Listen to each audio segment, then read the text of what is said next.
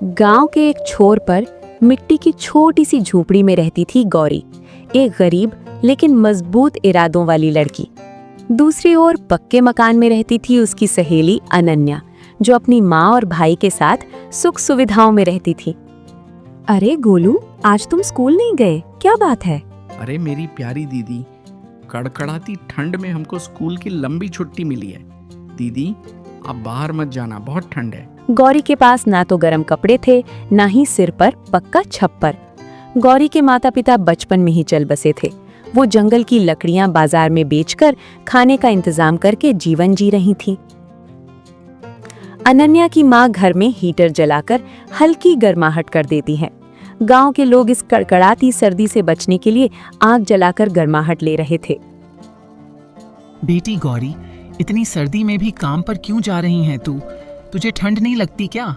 राम राम काकी, इतनी सर्दी में खाने के लिए काम तो करना ही होगा ना। ठीक है बेटी, संभल कर जाना।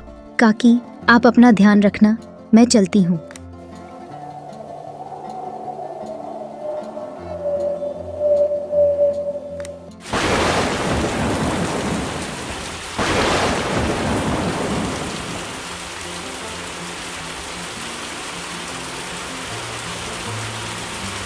शाम होने को है, आज तो कोई आमदनी नहीं हुई। इस सर्दी में कोई ग्राहक नहीं मिला। अरे गौरी, क्यों बैठी हो यहाँ? आज ठंड बहुत ज्यादा पड़ रही है। गांव वाले अपने घरों में दुबके बैठे होंगे। हाँ भैया, आप ठीक कह रहे हैं। मैं 4 दिन से इंतजार करता रहा, कोई ग्राहक नहीं आया। मैं तो चला घर, जब ठंड कम होगी तभी दुकान पर आऊंगा। ठंड और बारिश की वजह से गौरी जंगल नहीं जा सकी। उसने 2 दिन से कुछ नहीं खाया था। हे भगवान, इतनी ठंड और ऊपर से ये बारिश, लगता है आज फिर काम पर जाना मुश्किल होगा। 2 दिन से अनन्या नहीं मिली। चलो कोई बात नहीं, सर्दी बहुत है, मैं कहाँ उसके लिए हीटर ला पाऊंगी। आज तो खाने के लिए कुछ नहीं है और मेरे पास पैसे भी नहीं है। अब क्या करूं? बहुत भूख लगी है, लगता है गर्म पानी से ही भूख मिटाना होगा।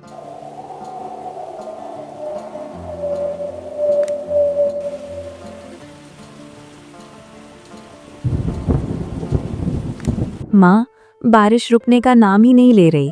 ठंड भी आज कुछ ज्यादा ही लग रही है। सर्दी की बारिश ऐसी ही होती है बेटी, लेकिन तुम इतनी बेचैन क्यों हो? कुछ कहना चाहती हो क्या? माँ, मुझे गौरी की बहुत चिंता हो रही है। उसकी झोपड़ी तो इस बारिश में भीग जाती होगी।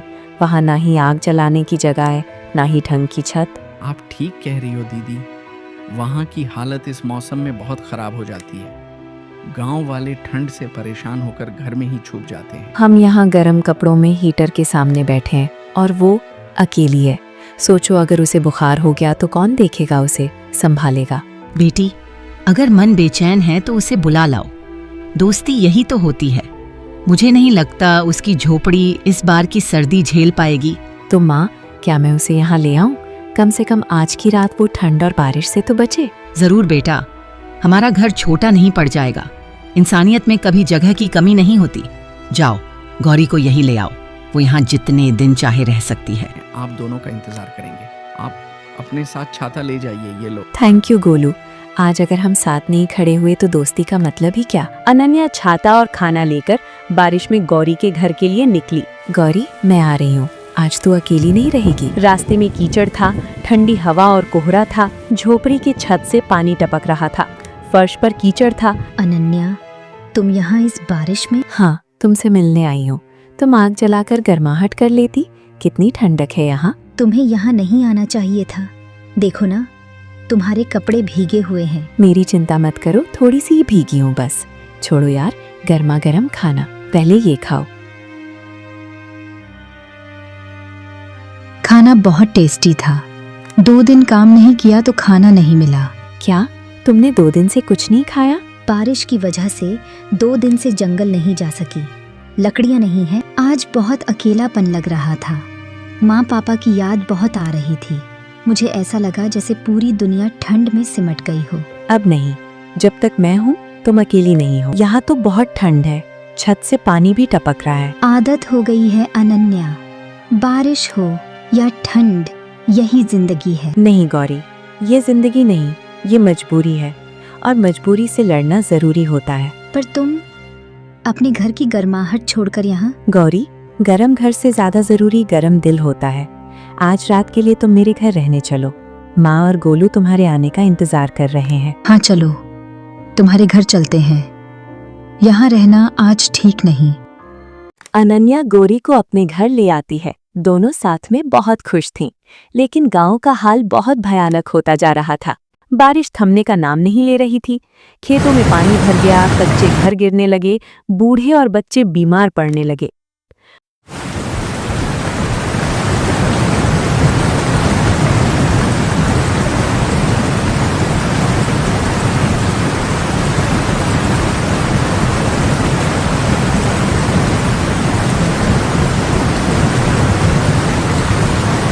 अनन्या और गौरी आग के पास बैठी थी।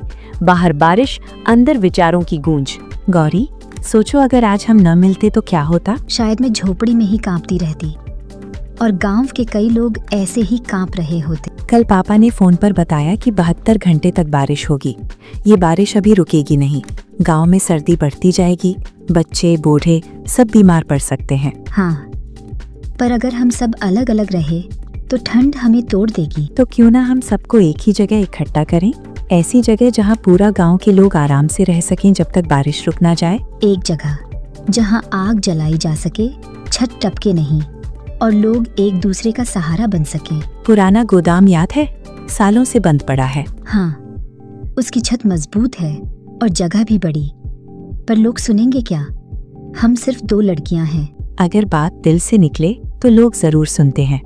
हम सबको समझाएंगे कि एकजुट होकर इस ठंड और बारिश से बचा जा सकता है। अगर हम आज ही गांव वालों को बुलाएं तो शायद हम बहुतों को ठंड से बचा सकते हैं। ठीक है, मैं हर घर जाऊंगी, सबको समझाऊंगी। और हम माँ और गोलू से मदद मांगेंगे।